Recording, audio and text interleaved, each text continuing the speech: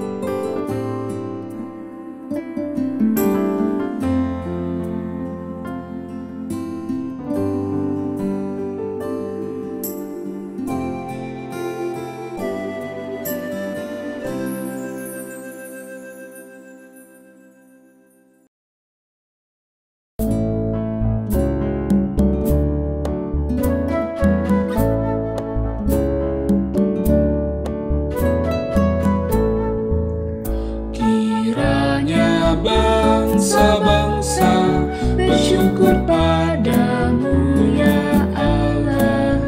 Kiranya bangsa-bangsa semua bersyukur hanya padamu.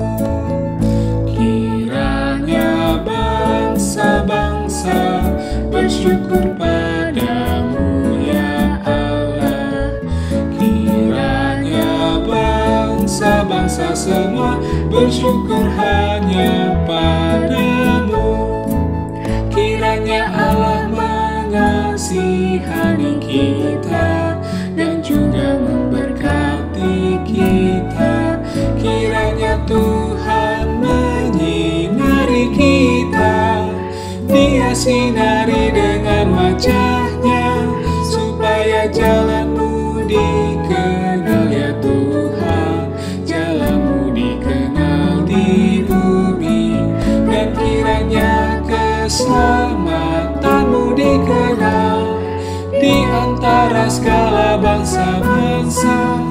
Kiranya bangsa-bangsa bersyukur padamu ya Allah. Kiranya bangsa-bangsa semua bersyukur hanya padamu. Kiranya suku-suku bangsa bersukacita, mereka pun bersorak-sorai, karena Kau memerintah dengan adil. Kau tuntun setiap bangsa-bangsa, dan tanah pun telah memberi hasilnya. Ya Allah, memberkati kita, segala ujung bumi takut akan-Nya. Allah kita memberkati kita. Kiranya bangsa-bangsa bersyukur padamu ya Allah.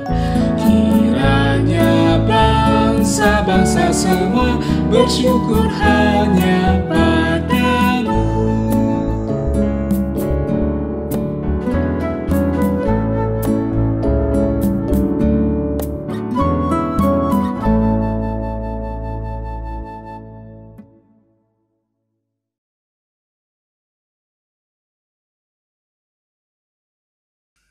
Pertolongan kita adalah di dalam nama Tuhan, pencipta langit dan bumi, yang senantiasa setia dan tidak pernah meninggalkan perbuatan tangannya. Amin, amin, amin.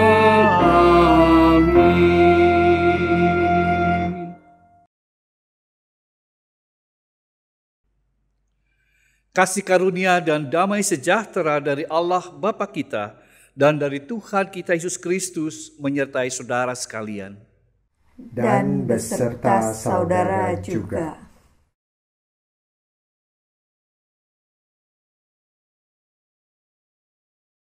Kebaktian Minggu pada hari ini bertemakan warisan damai sejahtera. Warisan merupakan pemberian yang sangat berharga berdasarkan kasih karunia si pemberi. Damai sejahtera bermakna kedamaian, persatuan, keselamatan, kesejahteraan, kesehatan, keadilan, dan persekutuan. Dalam amanat perpisahannya dengan para murid, Tuhan Yesus mewariskan damai sejahtera yang bersifat utuh dan berbeda dengan damai sejahtera dari dunia. Seperti tertulis dalam Yohanes 14 ayat 27, damai sejahtera kutinggalkan bagimu, damai sejahteraku kuberikan kepadamu, dan apa yang kuberikan tidak seperti yang diberikan dunia kepadamu. Jangan gelisah dan gentar hatimu. Kiranya kita memahami makna beroleh warisan damai sejahtera yang memampukan kita untuk menghadapi hidup yang penuh dengan tantangan.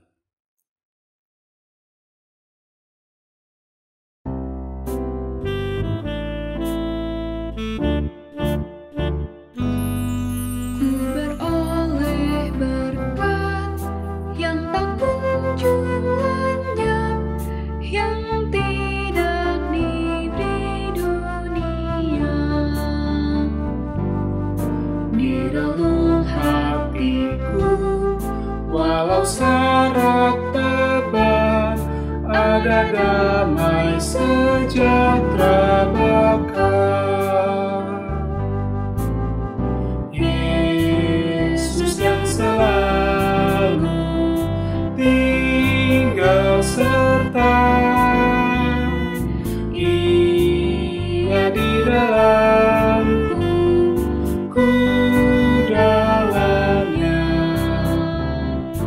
Aku senantiasa menyertai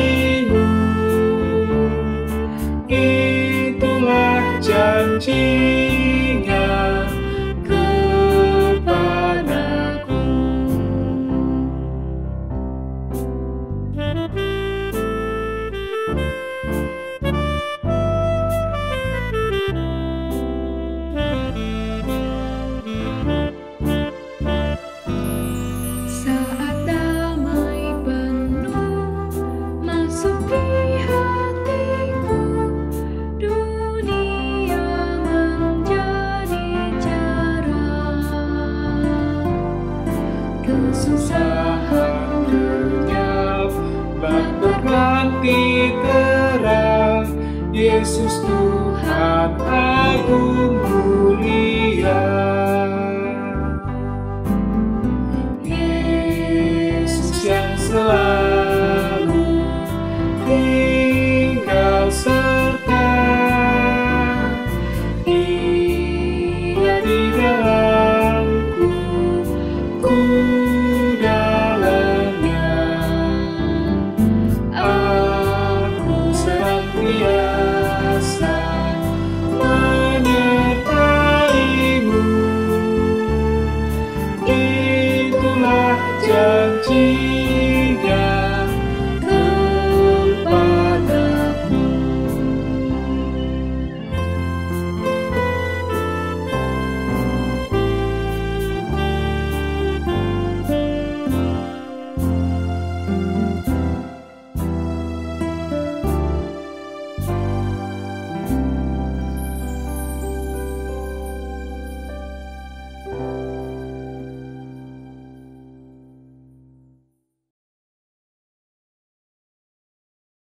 Umat Tuhan, marilah kita mengakui dosa di hadapan Tuhan.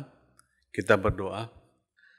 Bapa yang bertahta dalam kerajaan surga, pada kesempatan hari ini, kami datang kepadamu untuk mengakui dosa dan pelanggaran yang telah kuperbuat, baik dalam pikiran, perkataan, maupun perbuatan, yang disengaja dan tidak disengaja. Seringkali kami berusaha untuk menutupi segala dosa dan pelanggaran yang telah kuperbuat di hadapan-Mu. Tuhan, ajar aku untuk selalu mematuhi perintah-Mu dan menjauhi larangan-Mu. Terima kasih Tuhan, di dalam nama Bapa di surga kami berdoa. Amin.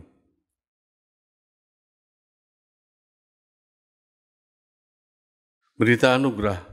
Anugerah Tuhan nyata bagi kita seperti yang tertulis dalam Roma 5 ayat 1. Sebab itu kita yang dibenarkan karena iman, kita hidup dalam damai sejahtera dengan Allah, oleh karena Tuhan kita Yesus Kristus. Demikianlah berita anugerah dari Tuhan. Syukur kepada Allah. Damai Kristus bagimu. Damai Kristus bagimu juga.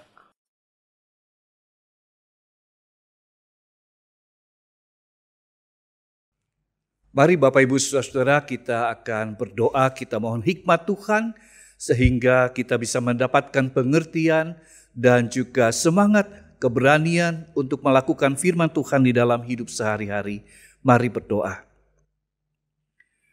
Tuhan Allah Bapa dalam surga, kami bersyukur bahwa gereja diutus ke dalam dunia menjadi perpanjangan tangan dari kabar sukacita Tuhan yang menjadi juga panggilan kami.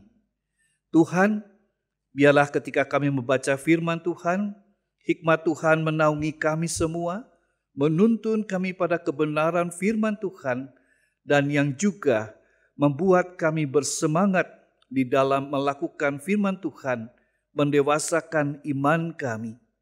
Kiranya Roh Kudus menolong kami. Di dalam nama Tuhan Yesus Kristus kami berdoa. Amin. Bapak Ibu Saudara-saudara, kita akan membaca dan merenungkan firman Tuhan terambil dari Yohanes pasal 14, ayat 23 sampai ayat yang ke-29. Demikian.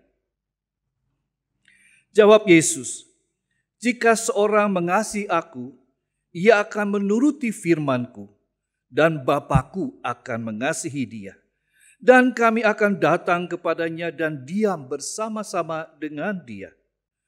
Barang siapa tidak mengasihi aku, ia tidak menuruti firman-Ku.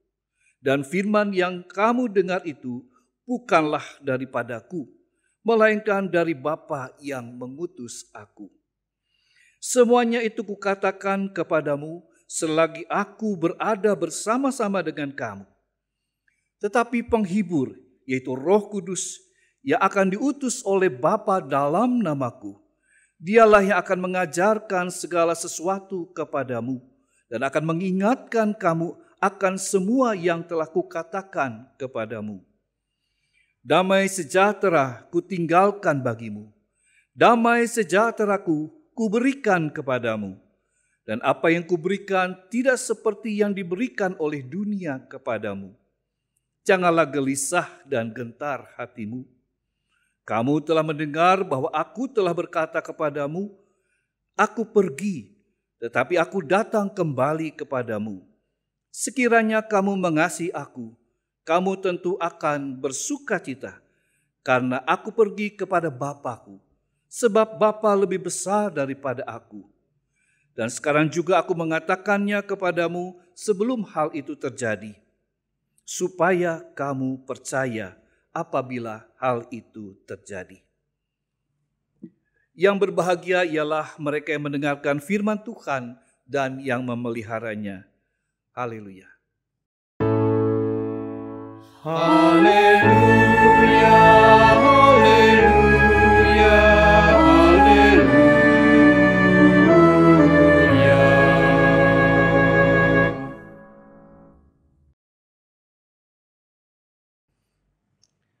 Bapak Ibu Saudara yang dikasihi oleh Tuhan Yesus Kristus, beberapa tahun yang lalu ada sebuah film yang berjudul Knives Out. Film ini mengisahkan tentang seorang pengacara yang mengumumkan pada keluarga bahwa mereka akan menjadi ahli waris dari ayah mereka yang bernama Harlan. Harlan adalah seorang penulis novel yang mewariskan seluruh kekayaannya kepada orang-orang yang diyakininya dapat dipercaya. Pada waktu pengacara mengumumkan warisan dari Harlan, ternyata semua anggota keluarga heboh, terkejut. Karena justru seluruh aset dari Harlan diberikan kepada pengasuhnya yang bernama Martha. Seorang gadis muda yang dipandang sebelah mata oleh seluruh anggota keluarga dari Harlan. Tetapi bagi Harlan, Martha adalah seorang yang bisa dipercaya. Bapak Ibu Saudara, bagi sebuah keluarga mendapat warisan adalah kesempatan untuk bisa merasakan lebih sejahtera, baik secara finansial maupun juga secara relasi semakin dieratkan, diperkaya. Tetapi bagi keluarga yang lain, warisan justru bisa menjadi sumber masalah. Ada juga orang yang mengatakan kepada anak-anaknya, maaf, Papa tidak bisa memberikan warisan berupa kekayaan. Tetapi yang Papa mampu wariskan kepada kalian adalah hiduplah dengan takut akan Tuhan. Nah, kira-kira seperti itu. Bapak Ibu Saudara, kenyataan ini memperlihatkan betapa warisan itu memiliki nilai yang tinggi atau nilai yang luhur, yang bisa diberikan kepada orang lain atau generasi yang berikutnya agar mereka mengalami kehidupan yang lebih baik. Kehidupan yang sudah diatur, kehidupan yang sudah disiapkan oleh sang pemberi, yaitu orang tua dari anak-anak, dan yang juga diaktekan oleh notaris pembuat akte waris itu.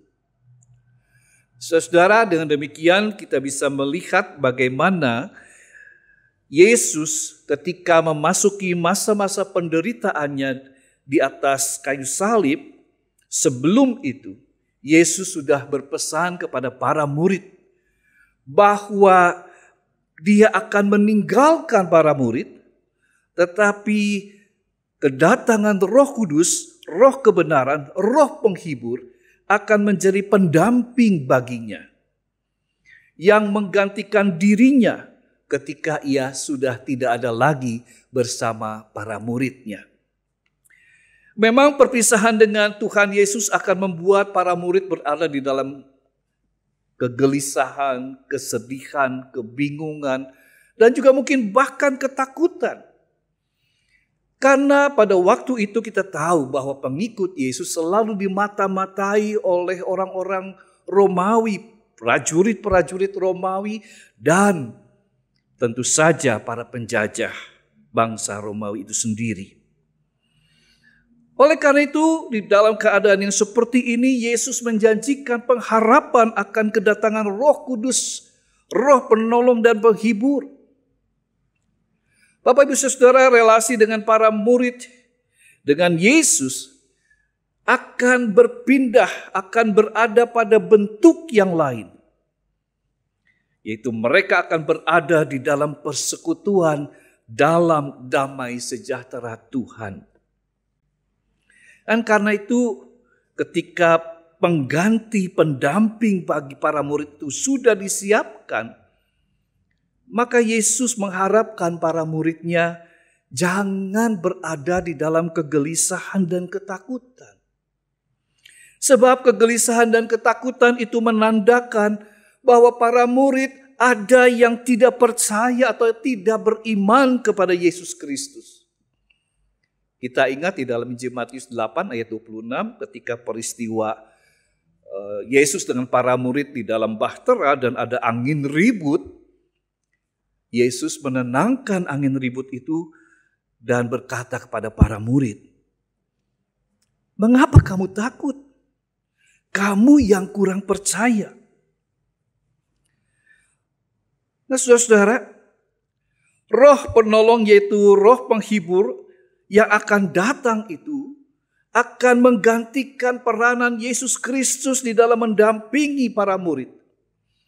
Roh penghibur yaitu Roh Kudus di dalam pasal 14 ayat 26 dikatakan roh itu akan diutus oleh Bapa dalam namaku. Jadi ada sebuah jaminan bahwa Roh Kudus yang datang itu adalah berada bersama-sama di dalam Yesus Kristus. Berada di dalam satu kesatuan yang saling berkelindan dengan Yesus Kristus.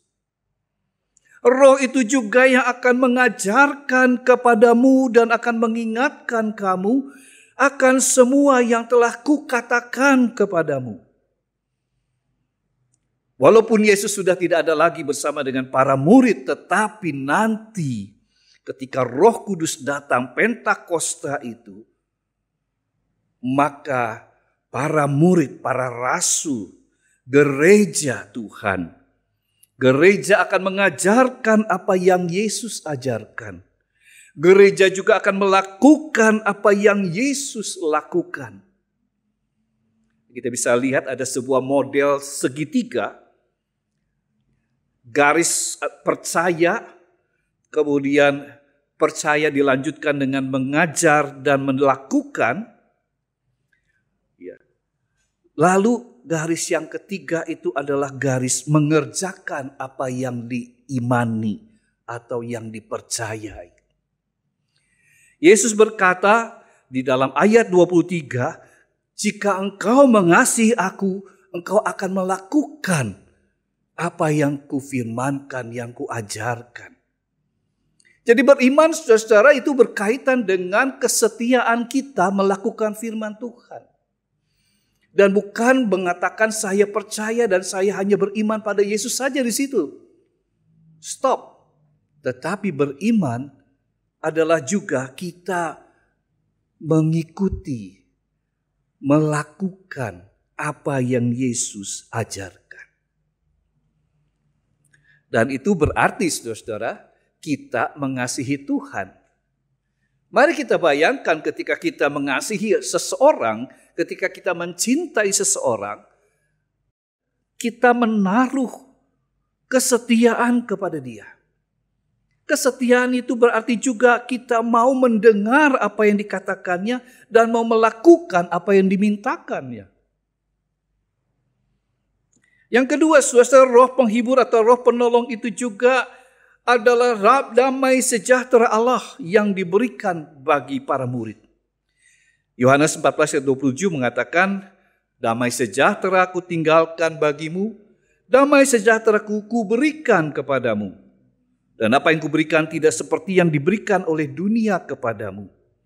Jangan gelisah dan gentar hatimu." Bapak Ibu Saudara, damai sejahtera atau shalom itu akan merukunkan, akan memperjumpakan dua pihak yang berlawanan menjadi satu, dipersatukan di dalam damai sejahtera yang mengikat dan membaharui relasi mereka. Damai sejahtera itu akan memperjumpakan yang jauh dengan yang dekat. Bandingkan dengan apa yang dikatakan Paulus di dalam surat Efesus pasal 2 ayat 17. Ia datang dan memberitakan damai sejahtera kepada kamu yang jauh dan damai sejahtera kepada mereka yang dekat. Saudara-saudara, waktu itu ada dua kelompok di dalam jemaat Efesus. Ada orang yang merasa menjadi pengikut Kristus sejati, gitu ya, tulen, dan ada pengikut Kristus yang abal-abalan, yang tidak seturut dengan hukum Taurat dan melakukan hukum Taurat. Tetapi Paulus mengatakan gak usah ikut proselitis. Kamu beriman kepada Kristus gak perlu menjadi orang Yahudi. Kamu beriman kepada Kristus itu sudah menjadi orang baru atau manusia baru. Dan bukan mengandalkan secara sunat, secara badani. Nah, saudara-saudara, saat itu pengikut Kristus menghadapi roh perpecahan.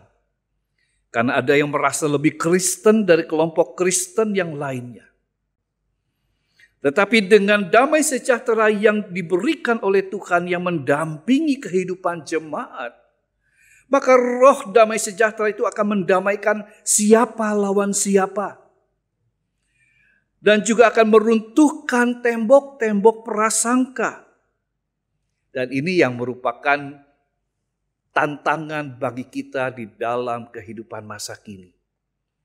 Ketika kita jarang berjumpa, ketika kita jarang bertemu secara fisik, ketika kita jarang berkomunikasi secara langsung, maka orang akan terjebak di dalam opini, di dalam prasangka-prasangka yang belum tentu benar. Dan kebenarannya perlu diuji ketika kita mengadakan perjumpaan, ketika kita bertemu. Maka opini itu akan diperbaharui, akan mendapatkan kejelasannya, akan mendapatkan pengakuannya. Saudara-saudara, ini juga berlaku bagi kita yang terlibat di dalam kehidupan kerukunan antar umat beragama. Di situ ada pendidikan perdamaian. Bagi mahasiswa, bagi siswa-siswi yang ikut dalam sekolah perdamaian, biasanya awal mula ketika mereka bertemu, pengajaran yang pertama kali adalah meruntuhkan tembok-tembok pemisah. Opini-opini yang selama ini mempengaruhi pola pikir dan pola sikap mereka. Yang memusuhi, mengasingkan dan membenci satu sama lain. Tetapi ketika tembok-tembok prasangka itu diruntuhkan, dibukakan, maka orang bisa memahami mengapa dia punya keyakinan seperti ini. Mengapa dia punya percaya seperti itu. Dan sebetulnya bisa kita jalan bareng-bareng di dalam kehidupan ini. Bapak, Ibu, Saudara, mari kita lihat kehidupan sehari-hari kita. Apa-apa yang kita bisa katakan sekarang ini, kehidupan yang minus damai sejahtera. Atau situasi-situasi minus damai sejahtera apa yang saudara-saudara dan saya sedang kita hadapi. Secara umum kita sedang berada di dalam perang. Menyaksikan perang antara Rusia dan Ukraina yang bukan saja disaksikan tetapi berdampak ternyata pada kehidupan di Indonesia. Seluruh masyarakat, seluruh dunia bisa terdampak. Ada kenaikan harga bahan bakar minyak. Kenaikan harga barang-barang ekspor. Belum lagi pandemi COVID-19 yang dengan segala dampaknya memaksa dunia berubah dengan lebih cepat. Di satu sisi lain kita bisa melihat juga perubahan iklim yang semakin terasa dan semakin membahayakan kehidupan. tahun 2011-2012 ada badai besar yang melanda Amerika, negara bagian Amerika yang merusakkan gedung-gedung, merusakkan lingkungan, dan membinasakan belasan orang. Badai itu besar sekali dampaknya. Namanya badai Sandy. Walaupun namanya adalah Sandy, tetapi itu badai yang merusak dan membinasakan. Saudara, lalu bagaimana?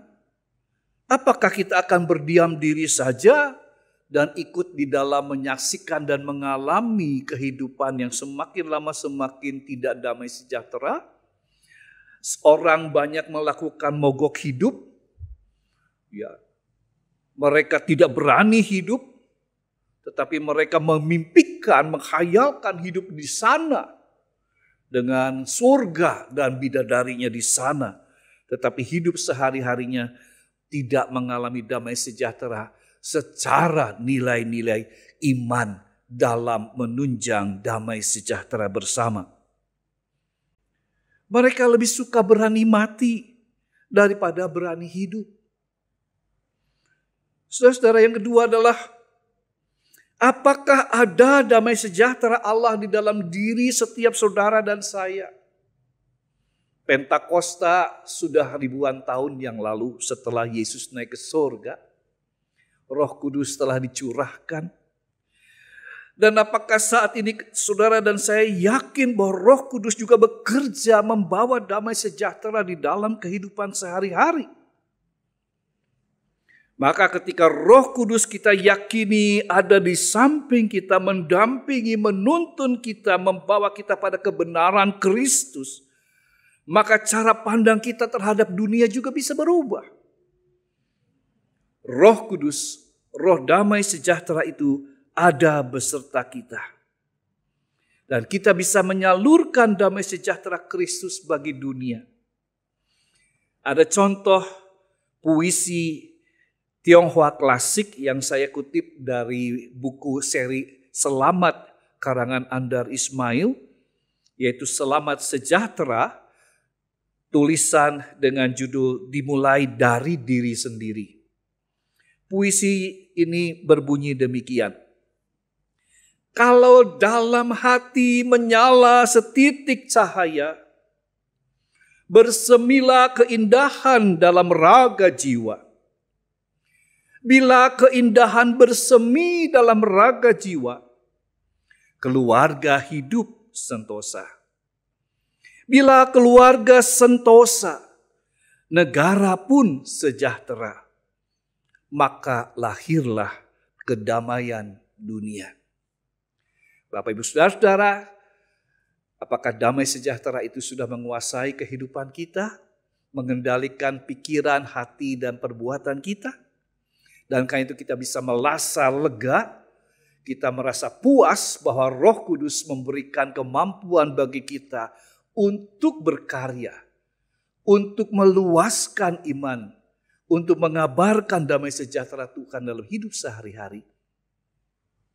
Mari kita minta kepada Tuhan, biarlah roh penghibur, roh kebenaran itu menjadi bagian yang memberikan kita kemampuan untuk bisa menjadi saksi-saksi Kristus masa kini. Membawa damai sejahtera Tuhan sehingga dunia dan kehidupan ada juga di dalam damai sejahtera. Tuhan Yesus memberkati kita. Amin.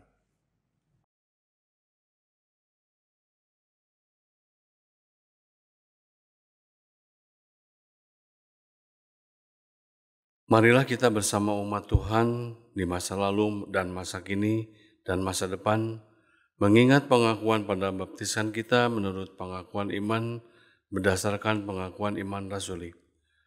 Aku percaya kepada Allah, Bapa yang Maha Kuasa, Khalik langit dan bumi, dan kepada Yesus Kristus, Anaknya yang tunggal Tuhan kita, yang dikandung dari Roh Kudus, lahir dari anak darah Maria, yang menderita sengsara di bawah pemerintahan Pontius Pilatus, disalibkan, mati dan dikuburkan, turun ke dalam kerajaan maut. Pada hari yang ketiga, bangkit pula dari antara orang mati, naik ke surga, duduk di sebelah kanan Allah Bapa yang Maha Kuasa. Dan dari sana ia akan datang untuk menghakimi orang yang hidup dan yang mati. Aku percaya kepada Roh Kudus, gereja yang kudus dan am, persekutuan orang kudus, pengampunan dosa, kebangkitan orang mati, dan hidup yang kekal. Amin.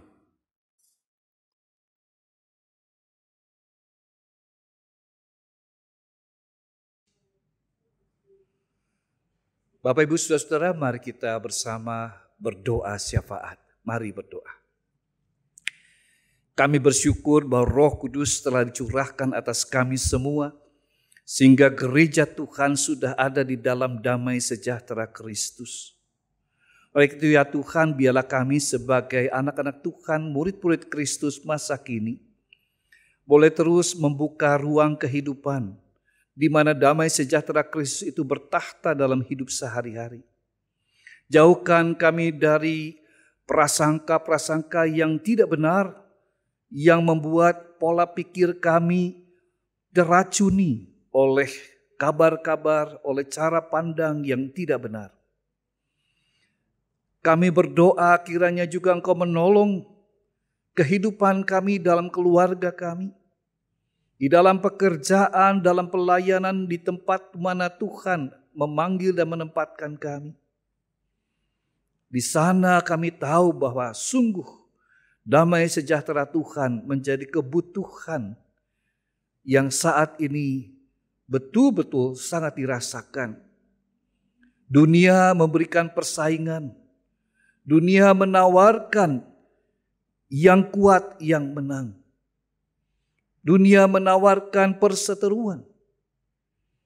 Tetapi biarlah kami sebagai pembawa damai sejahtera Tuhan boleh memiliki cara pandang dan sikap yang berbeda. Kami boleh berkolaborasi dan bukan bersaing. Kami boleh menjadi sahabat dan rekan dengan siapapun yang Tuhan tempatkan dalam kehidupan kami, sehingga memperkaya dan memperkuat, mensejahterakan kehidupan sesuai dengan harapan dan juga kemampuan yang bisa dibagikan bersama-sama. Engkau menolong gerejamu GKI Pasir Kaliki di dalam juga mengemban 3 tugas gerejawi, pelayanan persekutuan dan kesaksian di dalam dan melalui rencana program dan anggaran. Tuhan yang menolong para penatua majelis jemaat bersama pendeta, bersama dengan para aktivis dan panitia-panitia yang ada, kelompok-kelompok kerja yang ada. Sehingga melalui program pelayanan yang dilakukan dan dijalani, jemaat Tuhan dapat merasakan buah pelayanan yang baik, yang membangun dan mendewasakan kehidupan mereka. Tetapi juga tentu berdampak bagi orang-orang yang berkomunikasi, bekerja bersama-sama dengan mereka. Kami berdoa untuk mereka yang sakit, mereka yang dalam perawatan dan pengobatan, mereka yang membutuhkan dukungan-dukungan baik doa maupun dana untuk perawatan dan pengobatan mereka. Kiranya Tuhanlah yang mencukupkan kebutuhan mereka. Kami berdoa untuk mereka yang sedang mengalami kesulitan di dalam dunia pendidikan, dalam pelajaran mereka. Tuhan juga yang menolong, dan bila mereka boleh mendapatkan dukungan-dukungan baik dari keluarga, gereja maupun masyarakat yang peduli dan mendukung mereka. Saya berdoa ya Bapa untuk bangsa dan negara kami. Kami tahu menjelang pemilu 2024 sudah mulai terlihat dan terasa gejolak politik. Itu ya Bapa, biarlah kami terus boleh berdoa. Karuniakanlah keamanan. Karuniakan bagi kami semua sebagai anggota masyarakat Indonesia kemampuan untuk bisa menjalin kesatuan dan persatuan. Kami berdoa untuk pemerintah, biarlah mereka juga boleh mengerjakan damai sejahtera Tuhan melalui keputusan-keputusan pemerintah yang mensejahterakan masyarakat. Kalau Bapa dalam surga, inilah doa syafaat kami. yang kami naikkan hanya di dalam satu nama, yaitu Tuhan kami Yesus Kristus. Amin. Umat yang dikasihi Tuhan, saat ini kita akan menyampaikan persembahan syukur dan ayat persembahan yang mendasari persembahan kita terambil dari Mazmur 67 ayat 6. Kiranya bangsa-bangsa bersyukur kepadamu ya Allah, kiranya bangsa-bangsa semuanya bersyukur kepadamu.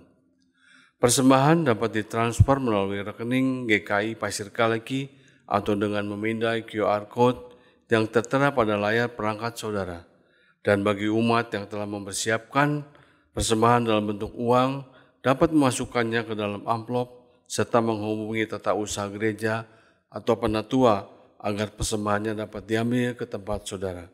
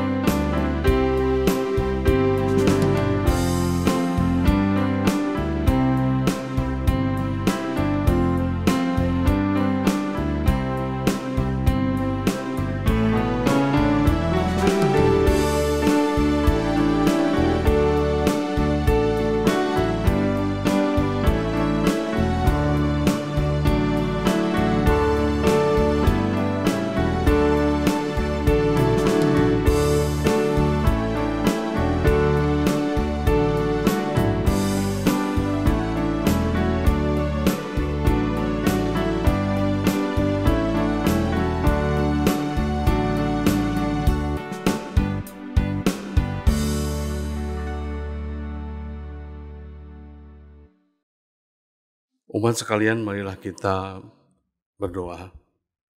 Bapa, kami bersyukur untuk penyertaan Tuhan pada hari ini di mana kami boleh mendengarkan firman Tuhan dan boleh menyerahkan persembahan syukur kami kepada Tuhan. Kuduskanlah persembahan ini ya Tuhan, agar persembahan ini boleh menjadi berkat bagi saudara-saudara kami yang membutuhkan. Terima kasih Tuhan, di dalam nama Bapa di surga kami berdoa. Amin.